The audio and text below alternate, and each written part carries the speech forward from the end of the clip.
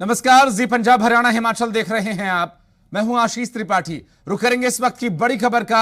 हरियाणा में अवैध खनन माफिया किस कदर अपना जाल बिछा चुके हैं, इसका अंदाजा इस बात से लगाया जा सकता है कि अवैध खनन करने वालों की धरपकड़ में जुटे सरकारी अधिकारियों की टीम्स की रेकी करके जानकारी सोशल मीडिया पर बने एक ग्रुप में कोड वर्ड के जरिए साझा की जाती है। सबसे पहले बात यमुनानगर और गुमथला के, जहां खिजराबाद माइनिंग जोन की हम बात करेंगे।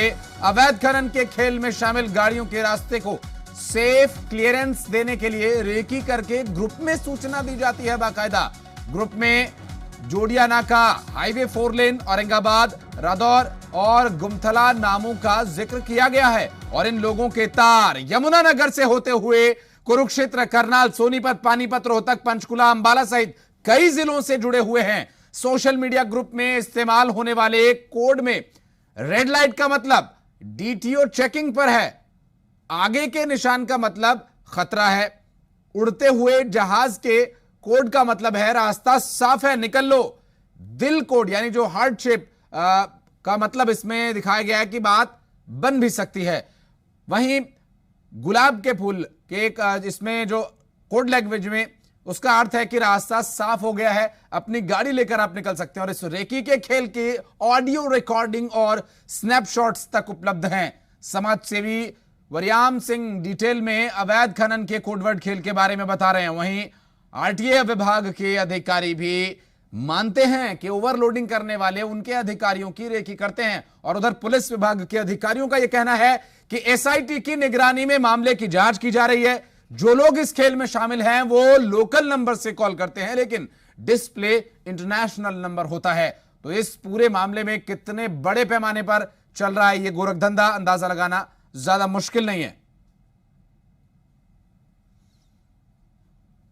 देखिए, ऐसा है कि ऐसी चीज़ मेरे भी संज्ञान में आई है कि जो वाहन चालक हैं विभिन्न तरह के, वो हमारी रेकी करते हैं और हमारी खबर लेने की कोशिश करते हैं कि हम कहाँ हैं, ताकि उनके चालान ना कटें।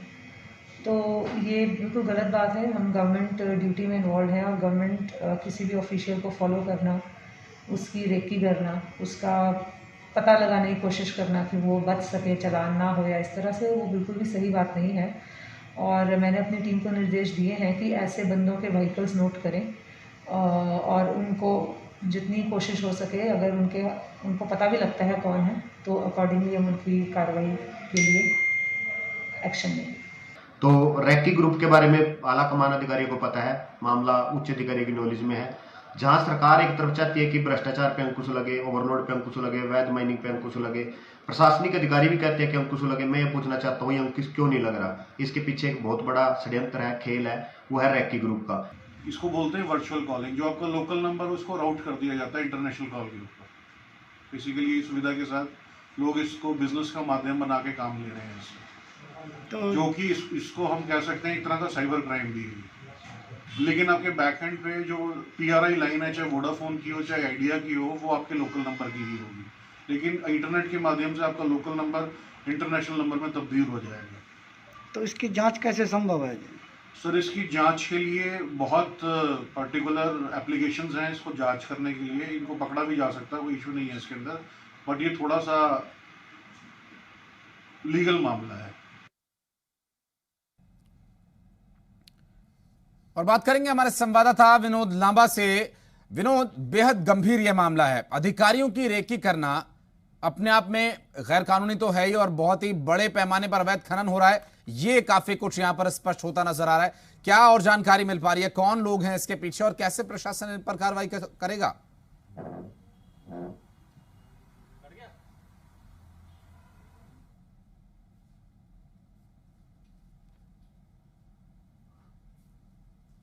लगता है अभी आवाज नहीं पहुंच पा रही है विनोद तक।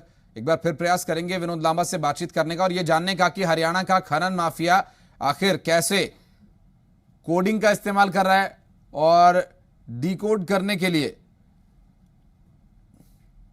जो कार्रवाई की जा रही है, डिकोड के बाद एक्शन आखिर क्या होता है।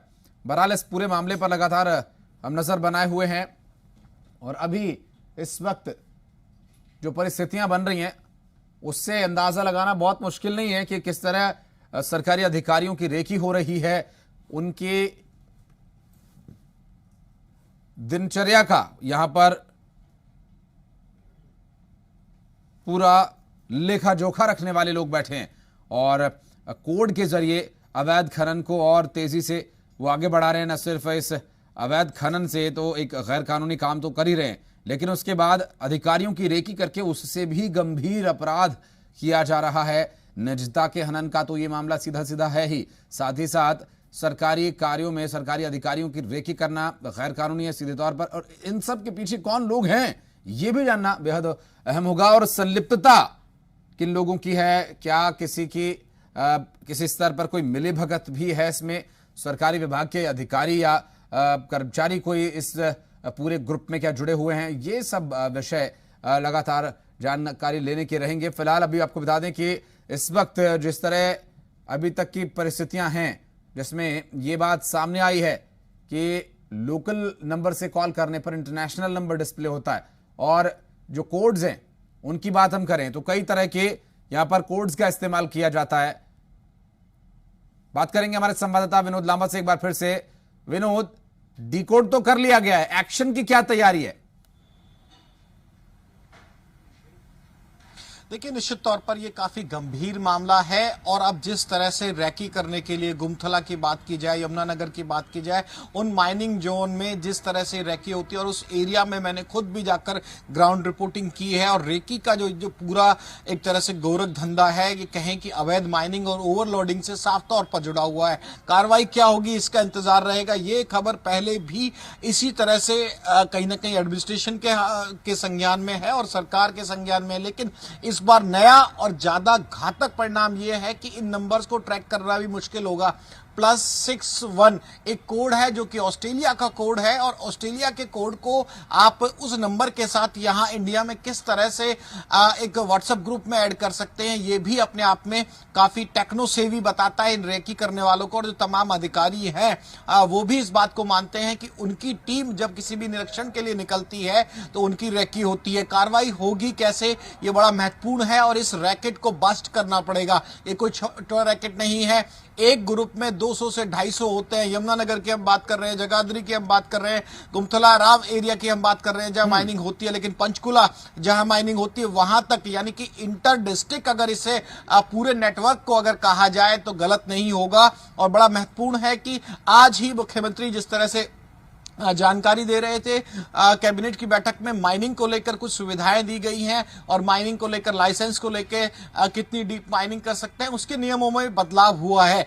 लेकिन अगर इस तरह का रेकी ग्रुप चल रहा है, वो मौजूद है प्रदेश में, तो साफ तौर पर बताता है कि अवैध माइनिंग के तरीके को, और जब वो ट्रक्स निकले रेती को लेकर हो या किसी और तरह की माइनिंग हो, पत्थर को लेकर, उसकी माइनिंग तो हरियाणा में नहीं है। साफ तौर पर यमुनानगर जहां की ग्राउंड रिपोर्ट है वहां पर रेती की माइनिंग होती है, यानी कि यमुना रेत की जो माइनिंग होती है वो लीगलाइज है, उसमें प्रॉब्लम नहीं है। प्रॉब्लम यह है कि ट्रक में कितनी मात्रा में आप लेके जा रहे हैं, किस समय आप लेके जा रहे हैं, और कोई अधिकारी अगर आपको चेक करने आएगा तो उस अधिकारी के पीछे रैकिंग करने के लिए आपने ये तमाम टीमें इस तरह से इन रैकर्स ने बनाई हुई है। निश्चित तौर पर काफी गंभीर विषय है, और इससे सबसे महत्वपूर्ण बात जो मैं तमाम अधिकारियों के भी संज्ञान में हम इस रिपोर्ट के माध्यम से लाना चाहते हैं, माइनिंग के जो भी अधिकारी हैं वो इस बात को समझे कि +61 कोड के साथ 2 स्पेसिफिक नंबर्स मेरे पास मौजूद हैं जो कि ऑस्ट्रेलिया के जो इंटरनेशनल कॉलिंग कोड होता है उसके साथ मौजूद है। हालांकि ये जानकारी इस पड़ताल में जी मीडिया को पता चला है कि एक ऐप के माध्यम से